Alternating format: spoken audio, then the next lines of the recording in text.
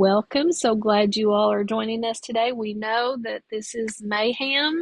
It is mayhem for everyone right now between testing and Kim and I were talking about all the after school activities that you're involved with between the picnics and the softball, baseball, track field, you name it. There's all kinds of stuff going on. And we so appreciate you all for joining us today. Thank you. And it's almost done. Another a year of teaching behind you, and so getting to move forward. And so glad to have Rick Fisher with us here today with the Thoughtful Classroom. He is phenomenal. We love having Rick. I always get little nuggets of wisdom from all of his presentations. So he's going to definitely share some great tools with you all to be able to utilize for next year to kind of help you plan and get ready for the next school year. So thank you for being here and take it away, Rick. So glad you're here. Thank you, Mary. Good afternoon, everybody. Seth, Josie, and is that? I'm not sure if that's your first letter, last name, Delancey. I'm not sure, but welcome. I don't know if we've had time to be together before through this process, but I don't remember. If so, great to see you again. And if not, very nice to meet you. And thank you for taking time. Boy, you know, um, the fact that you took a minute to join a session on a May 15th afternoon when you're exhausted, you're testing, and man, that's one of the hardest days I had as a as a teacher, as a leader, as testing weeks. They are mentally exhausting, and to show up and for an hour session in the afternoon says a lot about the kind of person you are, dedicated to teaching and learning. And so, boy, Mary said some nice things about me, so she's put the pressure on me to try to live up to that. And so we're definitely gonna try to do that. I'm fired up this afternoon. I got so many things I want to talk about, and that's never a good thing because fast teaching leads to fast forgetting. So I'll try to pace myself here over the next 60 minutes. And but I do have several things that I want to share with you, and I've put everything in a Padlet. I know that's on the chat box there, and I think Mary's probably sent that back out another way as well. And that has access to the things that I'll be sharing with you, so you have a copy of it all. So if you're just taking notes and writing things down, for sure, but know that you have all this information coming to you as well. So I don't want you to divide your attention between trying to look up stuff and listen, because I can't do both things at the same time. Maybe you can. Anyway, thank you for those of you who filled out the survey to give us a little bit of direction here into the year. And so we're thinking about, what happened this year and what are the things that stood out to me? What are the things that I see as, gosh, I really need to spend some energy working on that. And so how do you prepare for next year? So this is sort of a reflection based on what's happened to me as a teacher this year and how would I do that differently next year? And overwhelmingly, the little survey I sent out, there are really four things that came back to us. The first one was routines, procedures, and rules, managing behavior. That was the first prompt, and it came in as a high percentage of you who filled out the survey. So that's something I want to know more about. The other one was engagement. The third one was discussion and assessment. And so I wanted to really think about how could I pull in a tool or two that really might support those things. And so that's what I've attempted to put together for you this afternoon. I'm a easygoing person, so if you have a question, please chime in, and welcome to do that at any moment. And Mary always great about monitoring the chat. And so if you put something in the chat and you have a question or comment, we'll be looking for those too. But feel free to chime in at any time. We're here to help you and support you. And thank you for your time. So let's kick the tires and light the fires, as they say. Some of those old 1970s movies that I'm fond of watching. So I want to start with engagement. That's a tricky one, right? Engagement. It's tricky. What is engagement? What does that mean? It can mean a lot of different things. And so one of the things I spend energy on working in schools is, what does engagement, what does deeper learning even. There's a new term that we've been throwing around in the state for a while. What does it actually mean? I find that people are not sure what that actually means. And so I kind of wanted to think about, first off, let's help ourselves define, engagement. And I want to go to a place that you've gotten some familiarity with through your time in college, or if you come in through the Option 6 programs or the options programs, you've still seen this and you've been evaluated all year long as a new teacher, and you've certainly been paying attention to the Danielson framework. And just take a look at this. This is an excerpt from the Danielson framework.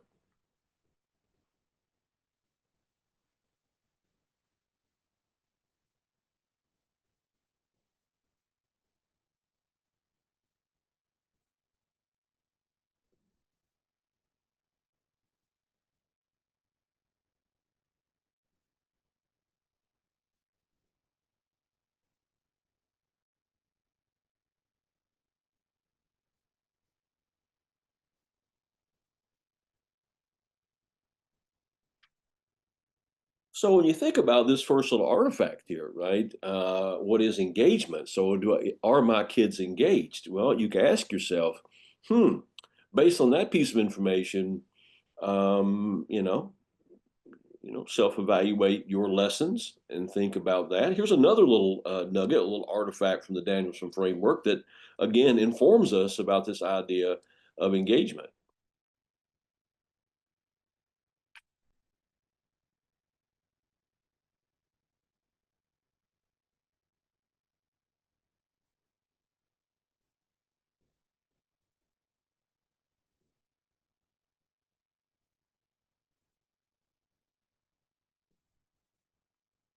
So we don't have to go very far. We can go right through our framework, Kentucky's adapted framework, and to find what in Kentucky do we mean when we start talking about engagement, or even when we're talking about deeper learning. And we can always say these are all words, but we know a picture is worth 1,000 words. And so I'm going to give you this next slide, a little montage of some deeper learning, some engagement that you see happening in the classroom. One of the things I want to point out to you, if you're new to us in the Thoughtful Classroom, the company's 51 years old today, this year, and not today, this year, and we've been around because we're the how people. How do you make that kind of stuff that's in our framework come to life in your classroom in a way that you can control? And so, in this little montage of things, to get an idea of what does this look like, you'll see things at the bottom of the screen that are going to pop up. Those things are what we call tools. And there's some of the things I'm going to be sharing with you today, not necessarily the ones that are on the screen, but tools like that. And so I just want you to watch this little 2-minute video about engagement, all right? If the technology works. Can someone remind me when we're doing the concept map, what are we trying to think about? Go ahead and turn and talk to a partner. Of like our vocabulary words, like the categories. Yeah, my words like As we're going through this little montage, I want to be noticing about what you see. What do you notice as you watch these various teachers and classrooms and things? So be thinking about what do you notice. We could sometimes call it watch, think about it, and then find evidence in your mind of, what do you see happening? Can someone remind me when we're doing a concept map, what are we trying to think about? Go ahead and turn and talk to a partner. Of like our vocabulary words, like the categories. Yeah, my words like poison and fantasy. Yeah,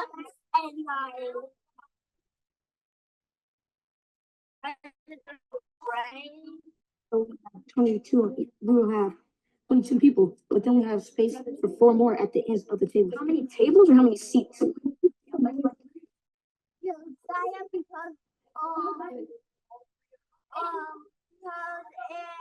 someone lost one of their sections, like smell, vision, fraud, things like that.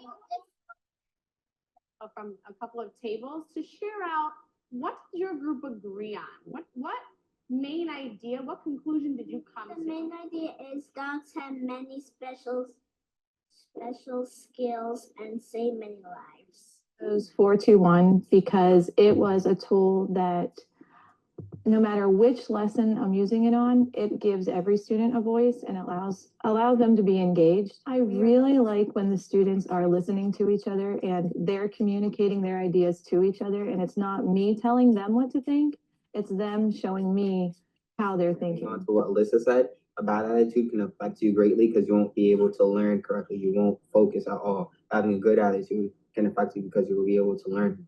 At the end of the story, he ends up like everybody else, dehumanized and brainwashed. So I don't think these that type of ending is supposed to be interpreted as okay, he won, the government won, or, so humanity is lost or whatever. We shouldn't let society and humanity get so low that we accept a society like that one in 1984. Something like that is not acceptable. Yeah. All right, so we had a lot of ideas. I'm gonna talking about why you selected those pieces of text evidence. She got up from her desk expecting a disaster, and that's exactly what happens. Because he's saying that he can't speak the words, so she doesn't like them because she's just getting too frustrated and she can't even speak them. And that is like, Would you think it's like that? If she wasn't thinking a disaster would happen, she wouldn't be thinking, or if she could speak it well, she probably wouldn't think there would be a disaster. Do you think I think that one kind of goes along with this one. Do you think we should put it on top? I think we should. Okay. Yeah. First Darling Beatles is not really much after this because it's right now daytime. Correct. But I can bet you when nobody's here at school and the lights are out, he's moving along. So that's how they got their name, because they're only at nighttime. I rest my case. A connection between two relatively totally different things. It's like a can opener by a can opener being useless without having a can to open. And their can opener, which I relate to their feelings, was there, but yet the can to open, which is their opportunity, was. And the crickets live in hotter or colder environment. I think it'd be adaptation because they have to adapt to it, either whether it's cold or hot, so they have to adapt to it. I'm trying to seems to be going over here. Are you sure? It's going back? No, it's okay. It's something. It shows light, right? Lots of stories lately, and we've been working on different genres. And one of the genres we worked on was folk literature. Take a minute to think in your minds about folk literature. Let me see you thinking. Let me see thinking children. Think about. So, thinking about the idea of engagement, what did you notice? What stood out to you? Welcome, McKenna. Came in while we were going on there. Thanks for joining us.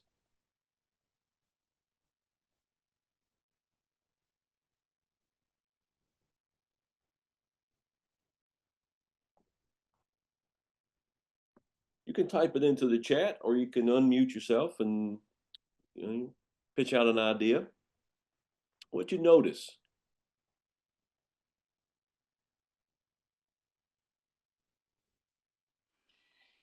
In the chat, I noticed that students are often reasoning collectively.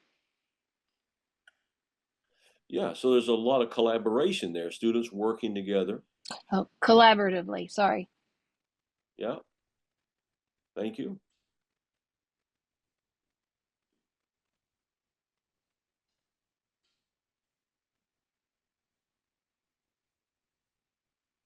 Yeah, lots of talking. Yeah, Students, yeah, go ahead. Students are leading themselves through lessons and learning. Student leading themselves through lessons and learning.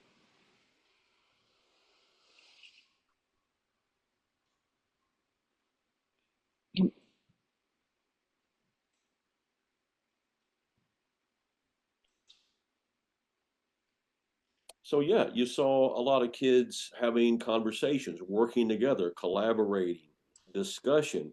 And so when we think about the concept of engagement, right, think about those two slides from the Danielson framework. It's what are kids saying and doing? That's what we're talking about. And so having kids saying and doing. And I hope you see the power of tools, because you see, no matter what program you have, and we have lots of programs after all the monies we had, and that's good. We have lots of resources, but sometimes it still comes down to, what am I going to do day to day?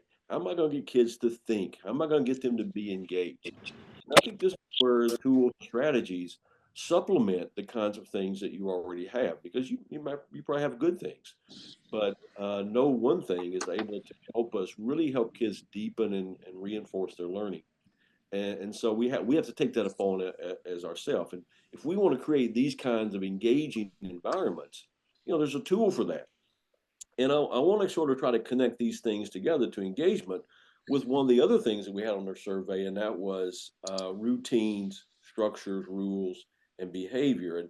And boy, I love this tool so much. 20 years ago, Harvey Silver said, "Rick, you only need 2 rules in your classroom." Really, Harvey? I only need 2 rules? You only need 2 rules. And at first I kind of I said, I don't know. Tell me more. And here's the more, right? So we call this tool rules to live and learn by. And so if we want to create the kind of thing you just saw in that video montage from kindergarten all the way up through high school, tools work. And they work I'm a science teacher. And they definitely work in science, social studies, math, language arts, art, music, doesn't matter. It works in everything. It all begins with structure. And I love this little tool called Rules to Live and Learn By. So how many of you have classroom rules posted in your classroom somewhere?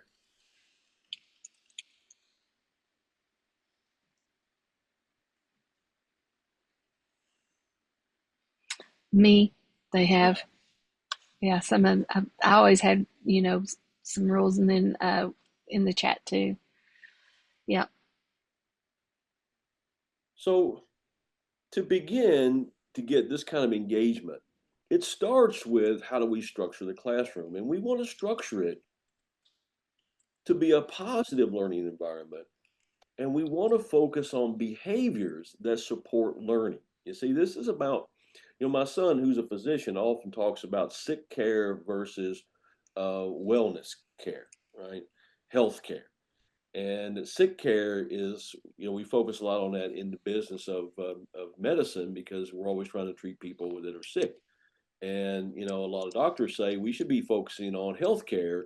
How do you help people be healthier so they don't get sick as fast or as much? And so we think about rules in that same way, not as ways to say, I'm going to enforce something, but as a positive thing that actually moves learning forward. And that's what this little tool does, these 2 rules. And you certainly have rules in your class. I had rules in my class, and I wish when I was a science teacher, I had this in my classroom at that time, because I think it would have really made a difference in terms of building the kind of culture I tried to run in my classroom. So here's 2 different types of rules. And what do you notice between the 2 types of rules charts?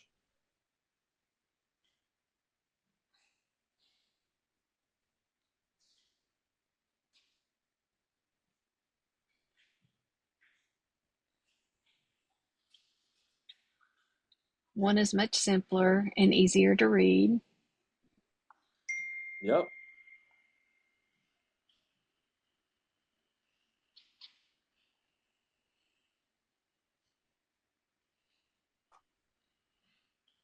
One is taking a spin off the context of the class, like if you're a social studies classroom, it's a classroom constitution. So you're kind of trying to incorporate rules into a constitution for your classroom. Yep. Yep. Good. And thank you all for playing along. I really One appreciate it. Go one ahead. engages through commands and the other through we statements. Yeah. See, one is a list of rules. Here's what you do. Here's what you're supposed to do. And nothing wrong with a set of rules. I'm not saying anything wrong with a set of rules. I want you to compare these 2 and think about, how is the one on the right building a community? A community focused around, you see the word over and over again in there, learning. So how do we make rules about learning and not just about, being, a follower of a set of rules, but to really be committed to a culture? And so we call this the rules to live to learn by. And and really you only need two rules. And here are the two rules.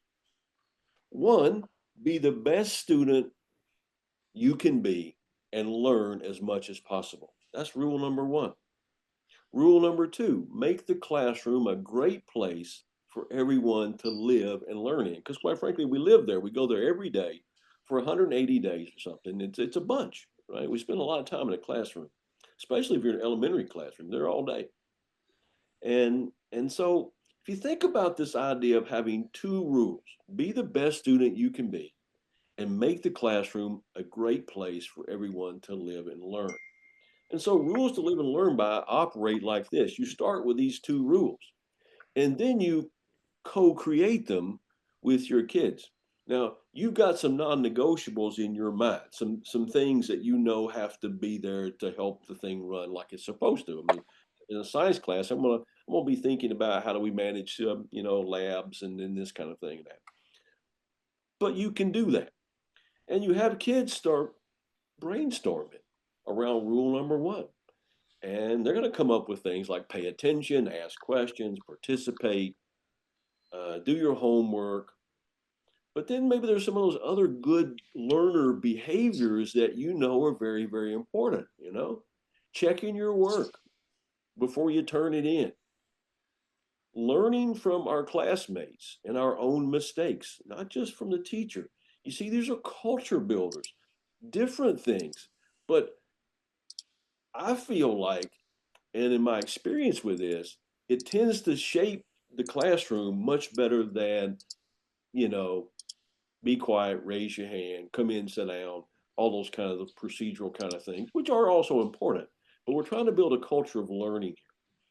And then you have rule number two. And so you ask kids, well, so how would we make this a great place to live and learn? And somebody's going to say, well, you shouldn't talk when other people are talking. Excellent. That's right. You should treat people nice and be respectful. Yeah, I have 100%. Be, help people out when something's wrong. 100%. That's what we should do. That's what we do as people. And so you come up with these a great culture now. And now you're promoting, man, something more than a list of rules. You're promoting a way of life in our classroom, a way of life outside our classroom, right? And so that's the first step. Talk about the two rules, help kids brainstorm those things. You pare them down, combine them together, and come up with, three or four things and say, these are the things that guide our classroom. And we all agree on that. And some teachers will have all kids sign this or whatever is their commitment to following the rules. But you see, here's the real magic of it. So you can take these classroom rules and make them come alive. They're not just something you wrote down at the beginning of the year or you bought at the parent teacher store, ordered off Amazon, and put them up on your wall. These are living documents that help you proceed through the school year. If you want to create a culture, a room where kids want to be engaged in learning, you have to set that up. It don't just happen. I wish it just happened. It'd be a whole lot easier for us. But look at this. So each week, pick a rule from your list and call it, your focus for the week. Like this example. This week, let's focus on learning from our classmates and our own mistakes, not just from the teacher. So this week, I'm going to be setting you up. You're going to be working with others, working together, doing some collaboration, having discussions, and so you're going to learn from each other. And you're also going to learn when you mess up. It's okay. Messing up is part of getting better, and learn from your mistakes. And so we're going to talk about that through the course of the week. What mistakes did you make, and where did you learn from them? You see, now you're making the rules a living document, and the same as making the classroom a good place to live and learn. This week we're going to focus on helping classmates learn. And so I want you to be thinking, how can you help somebody out this week? And so you're building that community. And it's so important to get good collaboration, to get good conversations and all that kind of thing You have to build that. It won't just happen. And so rules to live and learn by simply do those two things. They give you a chance to come around a common set of beliefs about your classroom. And if you've got multiple periods like me back in the day, I had 180 kids a day, 6 periods, about 30 in a class.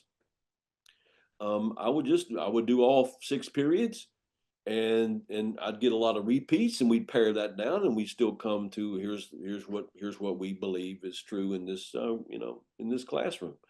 And so it works whether you have one group all day, or if you have, like me, I used to have 6 groups a day. Let me pause. Questions, comments, or snide remarks about rules to live and learn by?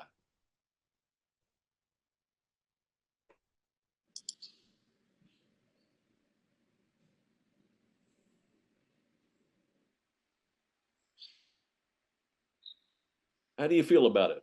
Man, I don't think that's something I'm going to use, a 1 or a 5. That is something I'm going to work up and have a plan to begin the school year with. Just punch in a 1, 2, 3, 4, 5. Just give me an idea how you feel about it. You're not going to hurt my feelings. I just want to know. 4. Got a 4. All right.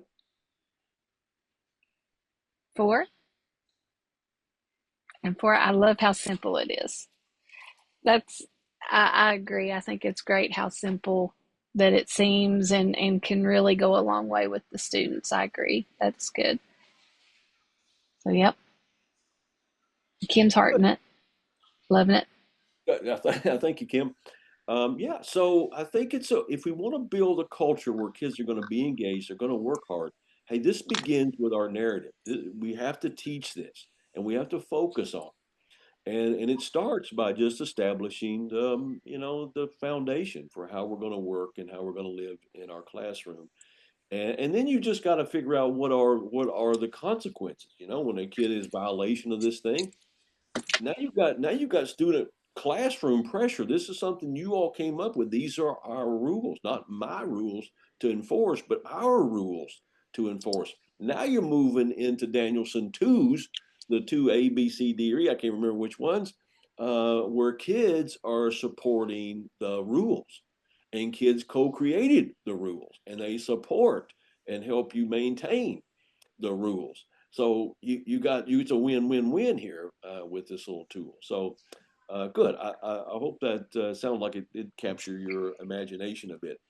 And I'm going to run through this tool quickly because it's quick, and it's simply called Procedural Pro.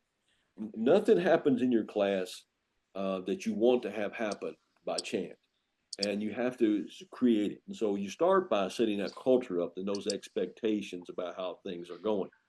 But this next tool just reminds us that if we want to get kids to follow the procedures, the routines, then we have to teach them the routines. So I'm going to clip a few slides here. Just bear with me, because I always want to get to the point of this tool. There's others that I want to show you. But so let's think about, okay, so this is good. So let's think about the kind of procedures we have in the classrooms. We have lots of non-academic procedures, right? But how many academic procedures did you have in your class this year? How many academic procedures? You say, well, I don't know what you're talking about, Rick. Well, look at these are non-academic ones, right? Attendance, lining up for lunch, going out for drills. There's a lot of different things, right? But what about academic procedures? What about things like conducting an experiment, solving a problem, creating a presentation, doing a comparison, writing?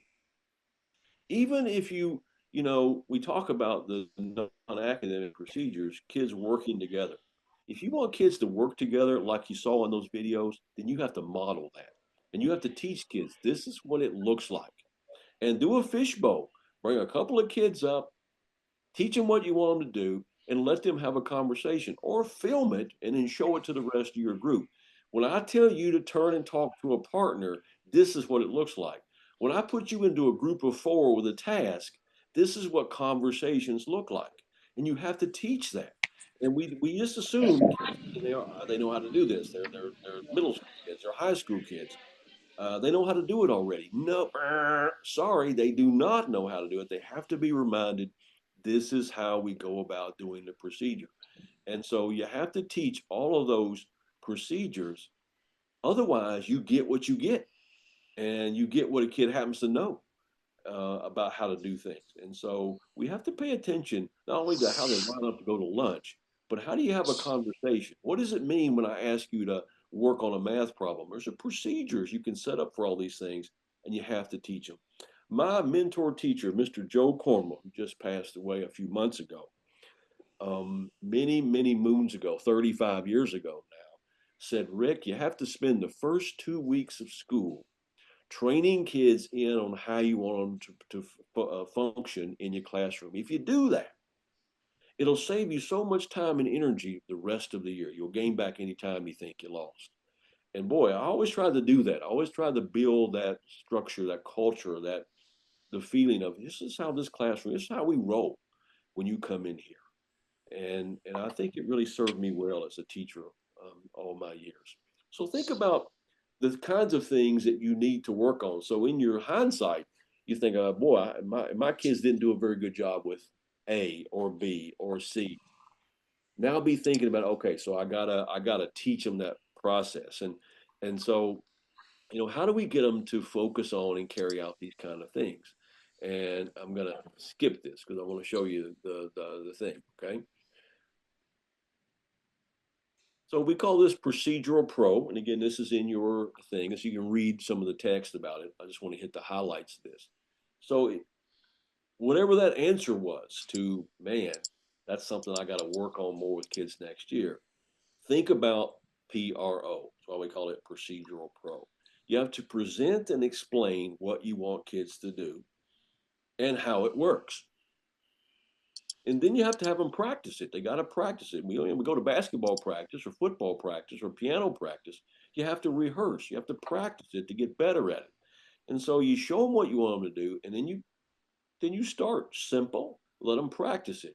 Give them feedback on how they did, as a class, as individuals, if you want. And then you do that until they finally becomes habit. They understand the procedure. They understand your expectation, and now you just when you say, okay, today we're going to working in groups, everybody knows what that is. Oh, I know what I'm supposed to do. I know my role. I know how this goes. I want to have you write something, or I'm going to have you do a reading problem. Oh, I know how this goes in here. I've been taught what this looks like. Do never underestimate the power of teaching people what you want them to do, letting them practice it under your guidance, and then let them own it. It's amazing, but you have to do it. And so you'll see in the tool, it gives you some examples of, presenting a procedure. And I'm just giving you the highlights, right? And then rehearsing the procedure, So it gives you some information about how to rehearse for the procedure. And then own the procedure. So now you're responsible for doing this and doing it without me having to always remind you to do it, because that's the idea, right? You want to gradually release this away so it's not something you got to own anymore. It's you can focus on what's happening, the discussions that are happening in group work, or when they're solving the math problems or whatever. They know a procedure, they have a process for that. And you can Now, as you begin, you can do these kind of procedures in many different ways. You can do step-by-step procedures. That's sometimes we say these are checklists for creating procedures. So you can create a procedural checklist. Here's one for solving a math problem. So you can have step-by-step procedures. That's one type of thing. You can also give kids directions for how to carry out. Like this one here is a group of middle school teachers. Were having trouble with kids coming into class and not getting ready for class. So when it was, you had the changeover time was over, the teachers were still having to go get your stuff, get your notebook, get your blah blah blah, all this stuff, and we're wasting time. We can't waste time. It's the one thing that haunts us in school: time. And we can't waste it. And so they created this little thing for the whole team. So there was a team of teachers in middle school, and they created this little checklist for how, here's what you do when you come into the classroom. And it totally changed it out for kids. They came in, had their stuff, and they taught them what to do, and they practiced it, and then they left it. Right now, you got to refresh every once in a while. But basically, kids didn't know the procedure. They come in, they get their stuff, they check the board, they got their homework figured out, they turn in anything that might be needed to be turned in, and they're doing the bell ring. And that's the procedure. That's the and then kids knew what to do, and they fell right into that habit, and boom, changed everything. So these can be great directions to help kids do things. And the last way to create a checklist around a procedural pro is, just a criteria. If you're doing a piece of writing or whatever, you have something you need some criteria for. Here are the criteria. So when we ask you to do this, these are the criteria. And so a lot of ways you can teach kids using this idea of present and explain, rehearse and practice, and then let kids own it. Expect them to carry it on. See, this is real engagement because they then know what they're supposed to do and they go and do it. So you have to think about, what do I want kids to do that they don't currently do very well for me? That's where you start. And so do you need a criteria checklist? Do you need there we go. Do you need a set of directions, or do you need some step-by-step procedures? That's a way of thinking about it. And then prepare that over the summer. Have it ready to go when kids come back in the new year. We do a lot of research around these tools, and teachers say that, when I've treated things I needed kids to do through the pro format, here's the kinds of outcome that I see from my kids. They saw a lot of clarity in how they carried out their procedures. So there was less behavior problems. Hey, that's one of the things we're looking for, less behavior problems, because everybody's focused on, here's what I'm supposed to do. So they're focused on doing what they're supposed to and not going around going, I don't know what we're supposed to do. I'm just goofing around. I don't know what we're doing. Competent learners who know what to do and have confidence in that. See, all of that frees up would you build these things in habit, then it helps kids focus more on the actual learning, which, is what we're looking for. We want them to learn. And more committed kids who take that responsibility for their own learning. Those are pretty big outcomes if you're really focusing on teaching them all those things that you assume they already knew how to do when they showed up to you. And remember what Mr. Joe Cornwell said, you have to spend that time early in the year to teach kids how you want them to function in your class. Procedural pro. How are we doing on that one? What do you think?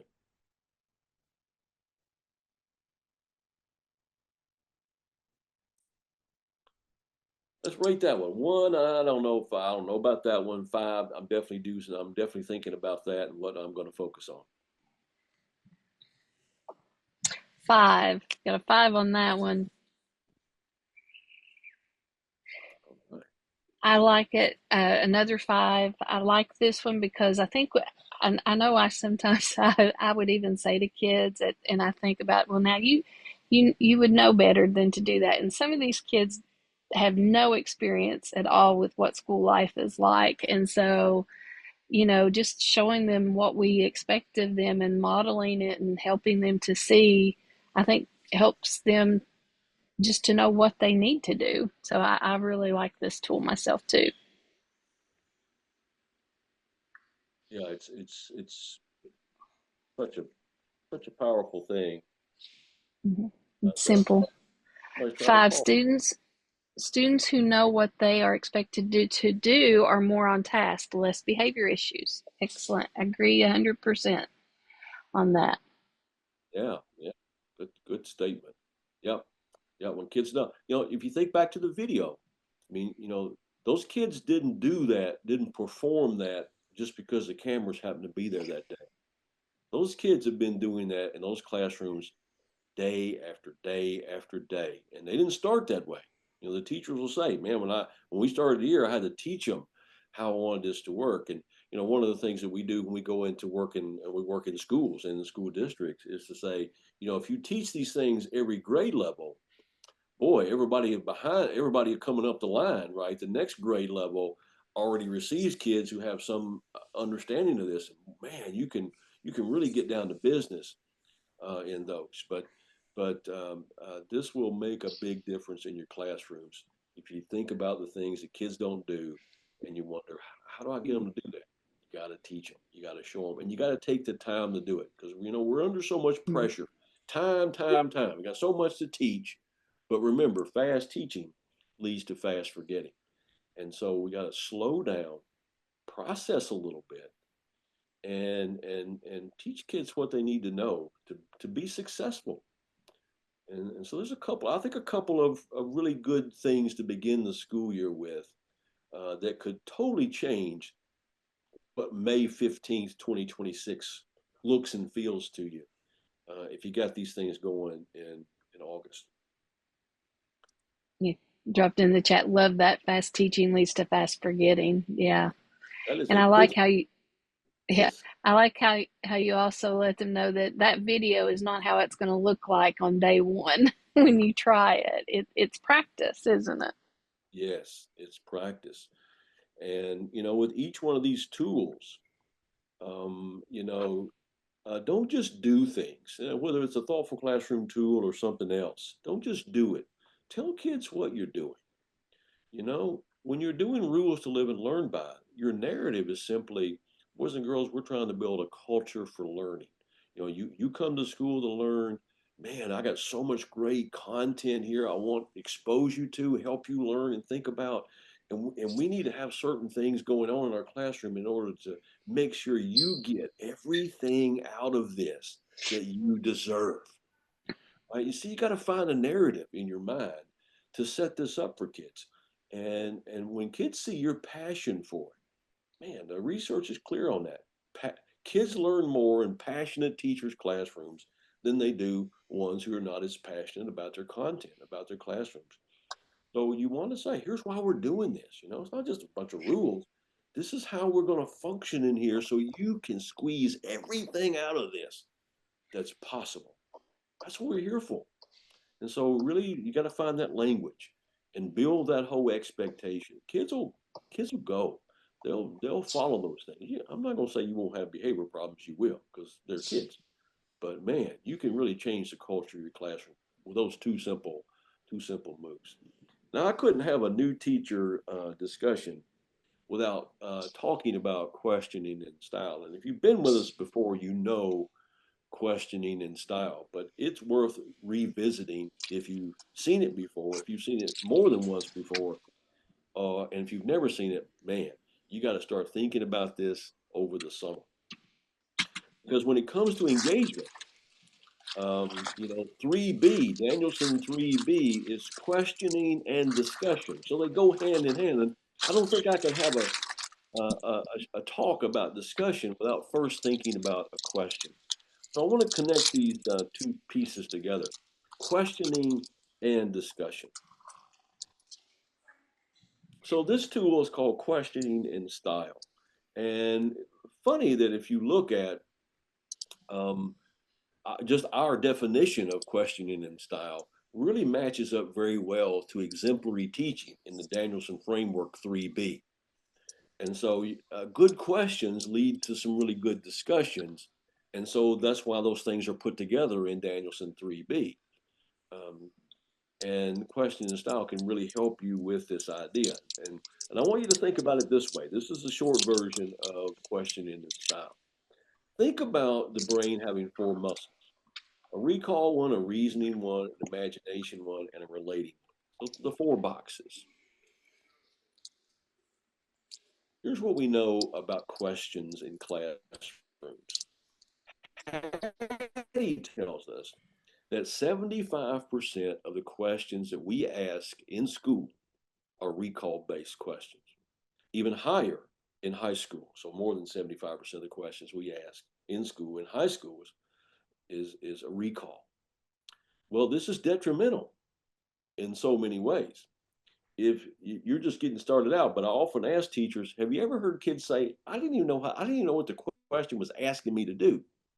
So I didn't know how to answer it. And almost every teacher in the room will raise their hand and go, yeah, I hear that. Well, this is a sign. This is proven the research true. We don't ask enough reasoning questions or imagine questions or relating questions. So kids don't have to think that way until now, May, and it's state test time. And the state test is full of this stuff. And so kids are practicing only 25% of the time are they practicing something besides recall. And it's really affecting us.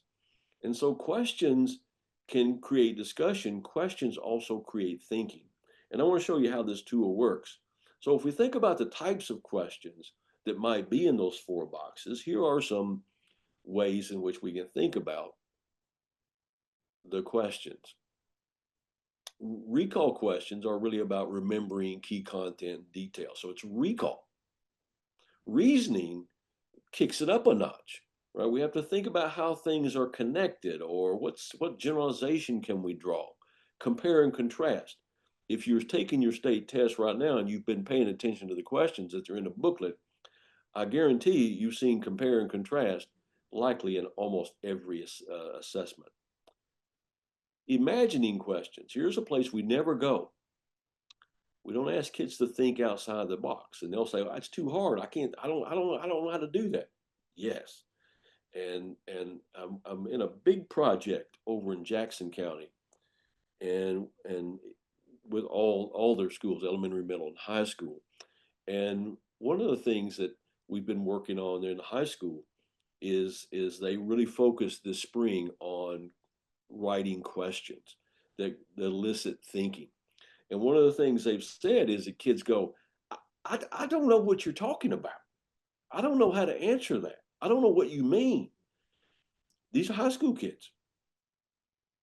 And again, they're proving the rule. They're proving the research. We don't ask them. They don't know how to manage them. And so they've been so immersed in that. I was just there last week, and they were telling me, boy, we're coming along here. Now we're learning how to manage the different kinds of questions and deal with them. And so this is a powerful tool for your classroom next year. It's going to help you set up your discussions. And in the tool, I want you to pay close attention to this STEM menu. And in that menu, it gives you a set of stems for each quadrant of questions. And so you just take your content and you pick a stem, and voila, you can put those together. So it helps you sort of think about that, because people say, I don't know how to come up with a question that's imaginary question, or a relating question or reasoning question. I don't know how to write the difference. Well, you can use these stems to help you get started, add your content. I have some samples. Let me show you. So there's a few ways you can use this chart with verbal questions, with student tasks, and get kids to use it, exemplary teaching. And the first way is in your verbal questions. And so I always taught my teachers here at home when I was a school leader here, pick a stem outside of recall. We're good at asking those. Don't worry about those. Pick a stem out of one of the other 3 quadrants. And you have this in the PDF in the tool. And so when you get that and open it up, you'll see this chart. And I just tell people to pick one, stick it in your pocket. And so instead of asking a recall question, mix it up. Here's a basic stem. How would you support, prove, or disprove? That's a reasoning question. You can use that like anytime when you're asking verbal questions. Or how about an imagination question? What might happen if? Fill in the blank, right? Pick anything. You're changing things around. It makes people think, well, I have to think about that a minute. Or relating questions. How do you feel about it? How do you feel about that? Well, you can get some discussions asking people how they feel about stuff. There's 3 simple stems you can put in your pocket. Ask them instead of your recall, or in addition to your recall, along with your recall questions. Another way to use this one page in that tool is through task. I want you to look at this right here. This is a math teacher. And she sat down, and this is what I encourage you to do over the summer. Sit down, think about, you got to take some weeks off. I always, as a teacher, I'd have a couple of weeks off. I need to get my brain reset. Then I'm ready to go. I'm ready to start thinking about next year. I used to go to my classroom and sit there and think about it and plan out what I was going to do. And I love that whole thing. I love teaching and learning like you do. And so when your mind kicks back into gear and you start thinking about next year, sit down and start thinking about your unit, your first unit, and think about some questions that you could have kids respond to. Look at what this teacher did. Yeah, it's a basic math question, right? Check out the reasoning question.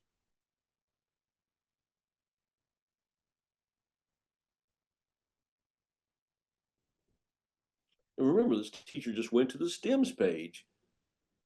She's teaching equivalent fractions this week, and she thought about this. And this is what Jackson County is doing. Jackson County High School is on Friday. All the teachers are turning in their questions for next week to the administrators, and they're going and listening and seeing how all that's changing the classrooms. And so you can just plan these things. Use the STEMs. Here's a relating question.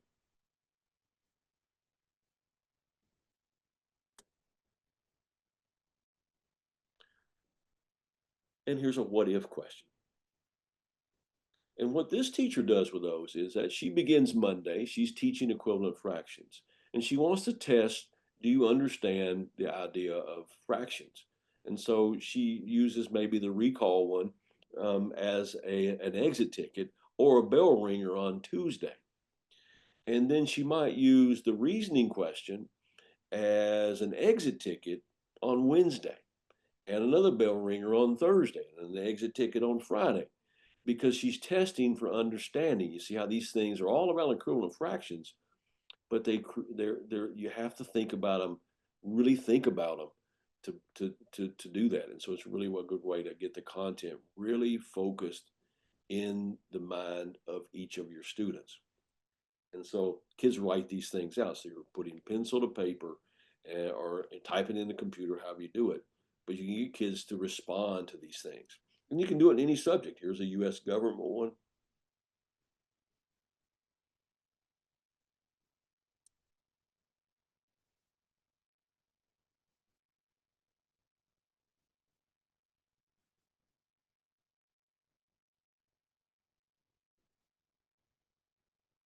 Here's a health teacher, primary setting.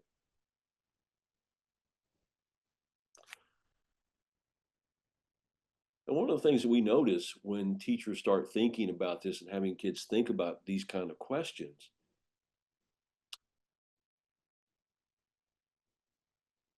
is that they really begin to think about things differently, and they begin to think much more deeply about the content you're trying to get them to learn. And Daniel Willingham reminds us that you can't remember what you don't think about. You can't remember what you don't think about. And so we always want kids to think. And this is a great way to make them think outside the box. And speaking of that, I want you to think back to that Danielson framework slide. I should have put that in here right here so we can come back to it. But you remember that second slide I showed you from the Danielson framework? It was the second slide of the whole afternoon. And it said students should be asking what if questions, and that they should be talking about patterns and the like. Yeah. See, this tool dials right in to that Danielson 3B.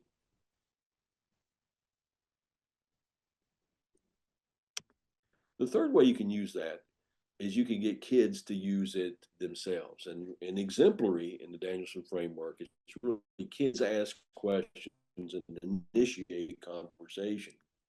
And so other ways to get kids to use this chart, a teacher named Charlotte came up with the idea of stems of the week. And so if we went to Charlotte's class on Monday after she's talked about the learning targets for the day, she would also remind kids these are the stems of the week. And so what she does is she pulls a stem from each of the quadrants and she puts those up, and she's challenged the kids, use the stem as many times this week as you can. When you're talking to your football coach, when you're talking to your parents, grandparents, and uncle, when you're talking to me, when you're talking to each other in your groups of 4 or in your partner work, use the stems this week and see how many you can use. And the kids are all fired up about this. And they're coming in today and telling, I asked my grandma this question yesterday. And she was like, what are you trying to ask me? Because grandma doesn't deal with those kind of questions either. And so it's kind of been a big fun thing. It's fun. Learning can be fun. And so stems of the week has been really popular. And that's something that Charlotte has been using for. Another teacher, Susan, took the stems page, turned it into cardstock, put a spinner in the middle of it. And so she does her lecture. And so she's teaching her and doing her talking, and she stops. And a kid hits the spinner, and whatever category it lands in, they have to ask a question using a stem. And then the kids have a conversation about it and see if they can come up with a thought, an answer about the question. So it's really interactive, and it forcing kids to think and use the stems. So kids are initiating questions at a higher level, not just recall. And the last one is John. And John said, you know what, I think I can use this as a part of my assessment. And assessment was one of the things that you had on your list. And it's not the tool necessarily I was going to share, but it is part of that. John, as part of studying for his students, he has them write test questions using the stems. And they submit those stems in, and he takes them and builds his test with them. So the tests he gives are questions written by students using the stems. So he's forcing kids to ask questions in different ways. I thought that's a really neat way to use that STEM page. So just 3 ways to use that to get kids thinking, building those muscle groups, we call them sometimes, of recall, reasoning, creating, or imagining, and relating type questions. Questioning in style, man, that's a top shelf tool right there on so many levels, especially that STEMs page. And here's what teachers say that use questions and styles. And I've been sharing with you a little bit about the things that are happening in Jackson County High School just in the last couple of months. All right, let's pause there for a minute about questioning and style. I think we got time. I'll show you one more real quick before we. Well, that is a time, Rick. We're at the time. It's 4:45. We've been at an hour, so Gosh, time's up already. yeah, time's up already. And know everybody's really busy. I'm sorry to stop, but it is 4:45, and we started right on time, pretty much, just a couple minutes later. So I hate to stop you because I love all of these tools, for sure. But I'll just say one more thing about that, and then we'll close out. The tool interaction in an instant is a series of tools that you can use along with your question stem. So you can pose those questions out, and you'll find in this interaction in an instant, you can pick one of the ways in which kids go and have a conversation about it. And there's some really neat ways to get kids mixing and building that culture in your classroom again. I think you'll really be happy with some of those examples that are in there. And you can use those stems from your questioning and style page and then have kids go and have conversations about them. So I think those things right there are kind of a nice 1-2 punch. I'll quit right there, Mary. Thank you. awesome. Thank you, Rick. Awesome tools. Appreciate that so much. Great information, guys. I did drop into the chat for you all the link to the feedback survey so that you can go through, and it should email you a certificate. Andrew, I think you're at Ashland, and so let me know if you get it or not. I know sometimes they don't, Ashland, they don't always go through on the Ashland's email, so let me know if you need a copy, but it should go to whatever email you put in on the survey is the email it will send it to. So take just a second to go through, provide some feedback, and just so glad you all made it today. And I love that Rick made the comment, because it is so important. When school is out, you need to take a break. You need to kind of step away, enjoy life, do things you enjoy, and you do need to work that into the year anyway. You need to have those times in your weekly life of where you take care of yourself, and just kind of keep that in mind. So just make sure you do take time to rest, and then you've got some great tools to come back to. I'm going to send out an email to everyone who has signed in, and send out uh, the participant folder, so that you can go back and click on any of these, uh, and be able to get to that information, recordings, and those types of things. So be looking for that email. Probably will be sending that tomorrow or Monday. So glad to have everybody, and you all have a blessed end of the year and a wonderful summer break. And thank you again, Rick. You did a fabulous job.